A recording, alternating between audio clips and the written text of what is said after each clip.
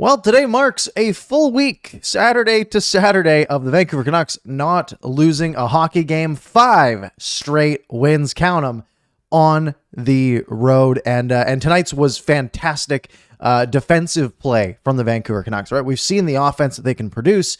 We've seen Thatcher Demko star on occasion, most of the season, genuinely. And we've seen the defense have decent games as well. But for a night where the offense isn't the focus, they capitalize twice, one doesn't count, and they sort of just scored their goal in the second period, cramped everything down, clamped it all down, said, nope, nothing's happening, you're not scoring, in a game that just ends up having 48 shots total.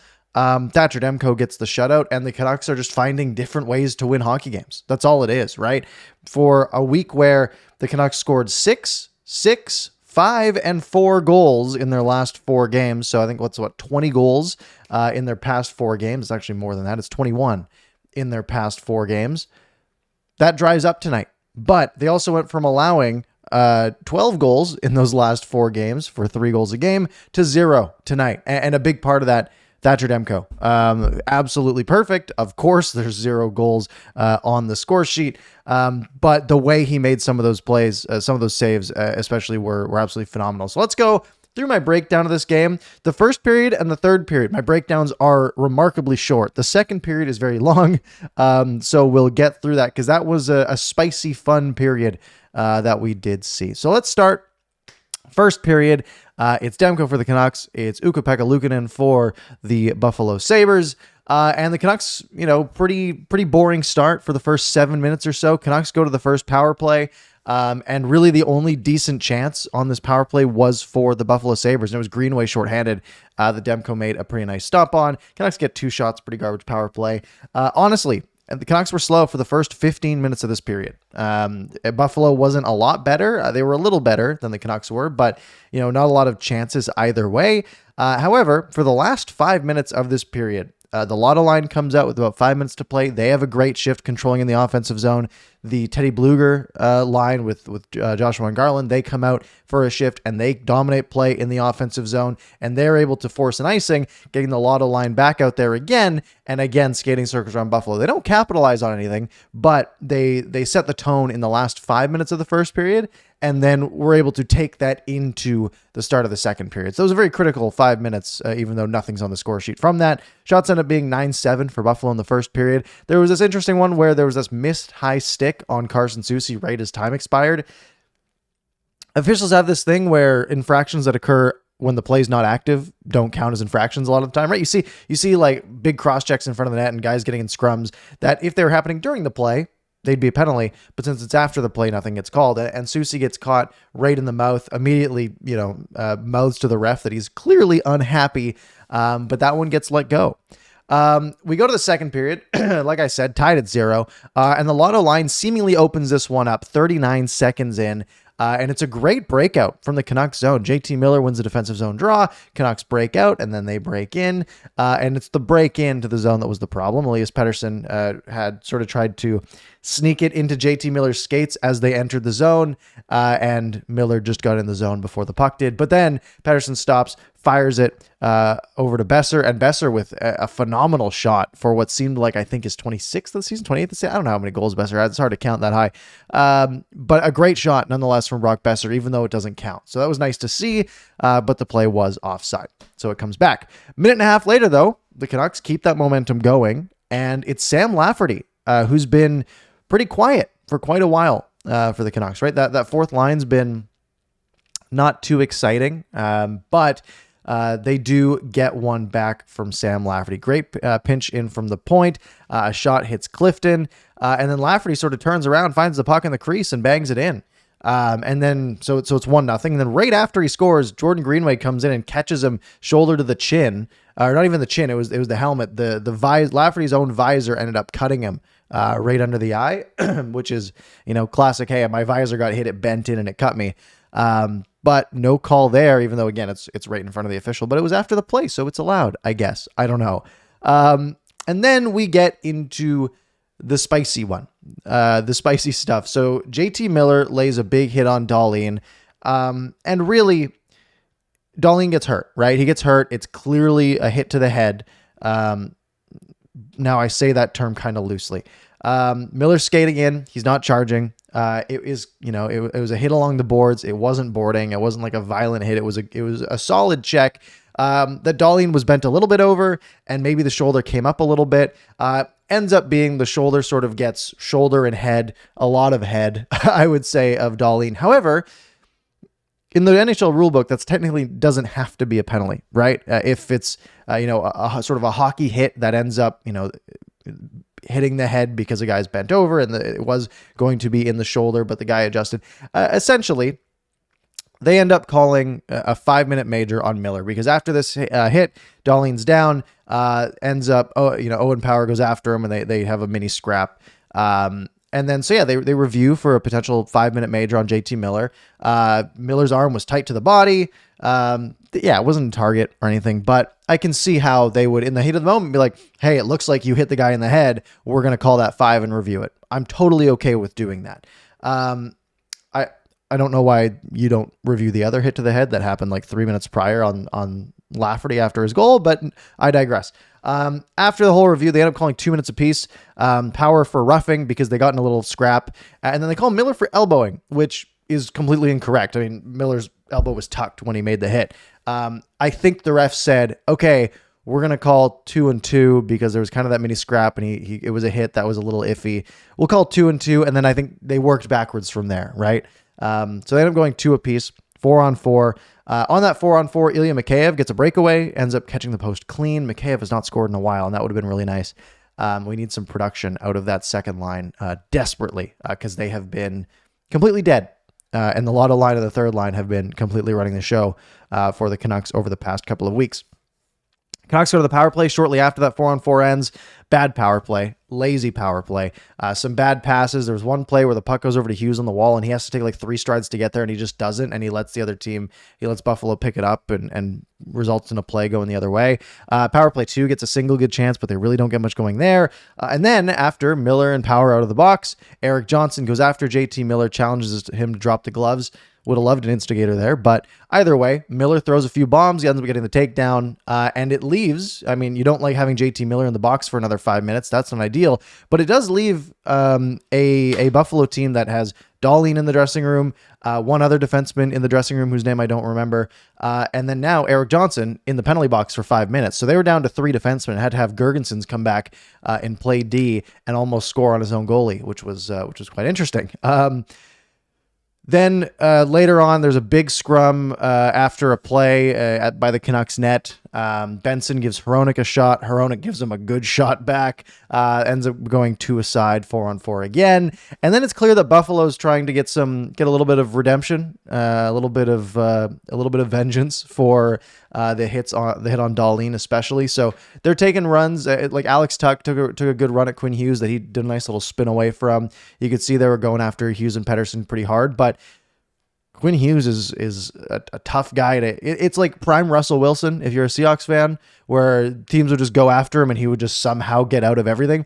That's what watching Quinn Hughes is like. He just spins off of things, avoids hits, and very good that he didn't get caught by anything. And then after, Buffalo's sort of running around trying to get physical. It's the Canucks who get the next penalty because Dakota Joshua ends up getting a high stick, which is unfortunate. Tage Thompson gets 2 good shots from a place that he likes to score from, just in the left face-off circle. Demko makes good saves on those. And other than that, it was another very good penalty kill from the Vancouver Canucks, who go 3 for 3 because Ian Cole takes another penalty. And this is a dumb penalty. He's tied up with Gergensons, and he just takes him down on the wall. Pretty much a tackle. It's going to get called every time.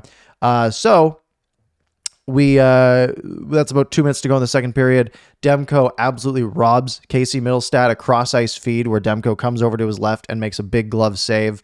Highlight reel stuff from Demko there. And then other than that one very good chance, the Canucks do a very good job to kill the rest of the period. Shots end up being 8-7 for Buffalo. Again, pretty even, pretty low key, low event. No team had double digit shots in any of the 3 periods. A very different vibe from the Canucks in this one. So we go to the third with the Canucks with their perfect record, never losing a game after leading after 2 periods this season, which was a little iffy a couple days ago against the Penguins after they blew that lead. But of course they did win that one in overtime. So Sabres have 10 seconds to go on the power play coming into the third period. Alex Tuck comes into the zone, rips one off the crossbar, 7 seconds in. Very lucky. Höglander then gets the third Canucks penalty of the night, or at least third Canucks penalty kill of the night if you ignore the Miller stuff. He gets 2 minutes for just at center ice knocking the stick out of Rasmus Dahlin's hands. Just a dumb penalty. You can't do that. It was away from the play. I'm honestly surprised he didn't see more of the bench after that. Demko makes a huge stop on Casey Middlestat, who was alone, like 8 feet in front of the net. A one-timer from Dylan Cousins off the face-off was a rocket, hits the crossbar, stays out. That's back-to-back crossbars in about a 2-minute period that are huge for the Canucks. And then after that, the Canucks bared down, killed the rest of that penalty, go 3 for 3. And then the rest of the period, honestly, that's most of my notes for the third period. The next 16 minutes were just low-key defensive hockey, which, look, is it the most exciting thing in the world? No, right? Would I rather a 6-5 game? Usually. But this game was weirdly entertaining, right? It was just tense, well defended, just hang on, which has been so many Canucks third periods this year, and they're so good at it. That I'm starting to enjoy it because I actually believe that this team can hold on to leads in the third period, right? You go back the last couple of years and you're just waiting. You're like, man, they have the lead, but they're going to find a way to lose it. And that isn't the feeling that's prevalent right now. So goaltender on the bench with 90 seconds to go. JT Miller makes a enormous mistake, a huge mistake, wins the battle somewhat on the wall, about halfway, top of the face-off circle sort of area. On the wall on the far side of the camera view, and he just tries to just get it out of the pile and play it over to Brock Besser, who's going to essentially have a long shot at the empty net, right? Ice the game. Instead, he passes it about 6 feet behind Brock Besser, right on to the stick of Peterka, who rips a one-timer off of Miller's pass. Demko tracks it, makes a save right in the crest. Good positioning. Buffalo takes a timeout. Besser misses the empty net with 65 seconds to go from center ice. And then I want to give a shout out, and this is going to be my first plus that I'm going to wrap this into. Elias Pettersson tonight.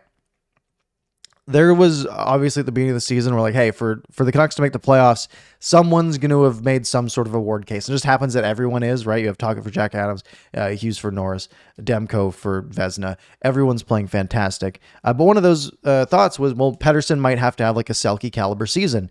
And he's been good all year. I mean, he's putting up points, but I don't know if he's a Selke favorite at the moment. But tonight's performance is one of those things that Selke voters it was a Selke performance tonight, especially that last minute. He had one really good shot block where he got down on one knee and got right up in the defenseman's face, and he sort of was had the goalie thing going. He had the stick down with his hand out, trying to make a save, essentially 50 feet from his own goal, and he did. He had a couple really good poke checks that broke things up and got the puck out of the zone. There was one play in the offensive zone where Buffalo's trying to move up ice, and he just picks a pocket, turns around, and there's a scoring chance. Elias Pettersson was on one tonight defensively. Absolutely fantastic performance. Couple of saves from Demko in those last minute or so, and that does it. It's the fourth shutout of the season for Thatcher Demko, who, again, like I said, was perfect. 26 of 26. It was a good hockey game. Genuinely. Scoreboard, sure, kind of boring. Shot clock, sure, kind of boring. But there was a bit of flavor for a defensive game that I like to see. Pluses and minuses. I realize I'm rambling here. Thatcher Demko, of course, fantastic. Fourth shutout of the year. Vezina, maybe not favorite, but maybe number 2 behind Connor Hellebuck right now. He has been so good, and he'll definitely be in the All-Star game, I think, as they're announcing things later today. Actually, they're probably announcing it right now as I'm recording this. So I love what we're seeing out of Thatcher Demko. It's fantastic. What a season he's having. Pius Suter, I thought was the standout of that second line tonight. Again, and the game suited it, right? It was a defensive style game. And Pius Suter played very well, especially in his own zone. So I liked his game a lot. The third line, again, was very, very good. They were part of the turnaround late in that first period to get things going. They had a really good shift in the third period as well that sort of hemmed Buffalo in when they're trying to tie things up and essentially didn't let them change for a couple of minutes. that third line is something special. And you essentially, you have two lines you cannot touch right now. You cannot touch that top line. You cannot touch that third line. Do whatever the hell you want with lines 2 and 4. Quinn Hughes, I mentioned it, but his escapability was fantastic. Just his skating's so good. Like, just try to catch him, right? I mean, Alex Tuck had him lined up on that open ice hit, and he just did a little spin move and got away from it. Little Lev Bell sort of specialty there. And then my other one is the spiciness of this game. Canucks Buffalo Saturday, 1 p.m. snowstorm outside. Like, who cares about this hockey game for the most part, right? Like, it's a game, like, it's the 6th game on this Canucks road trip. Like, it's one that just, it shouldn't have any life. But that hit from JT Miller put life into that game. And it sucks that only got hurt, but he came back. So you know, that's good at least. But there was life in this game. There was fight. There was spiciness. And it made it fun. A nice little Saturday morning, Saturday afternoon treat. 2 minuses. The penalties that aren't happening after whistles, which I thought was silly. And I didn't like Kuzmenko's game very much. I thought he had a better third period than the first 2 periods. But as the game got grittier and grittier in the second period, you see guys like Pettersson throwing the body around. You see guys like Höglander throwing the body around. JT Miller is at the heart of it, right? Getting involved. Quinn Hughes isn't afraid to shy away.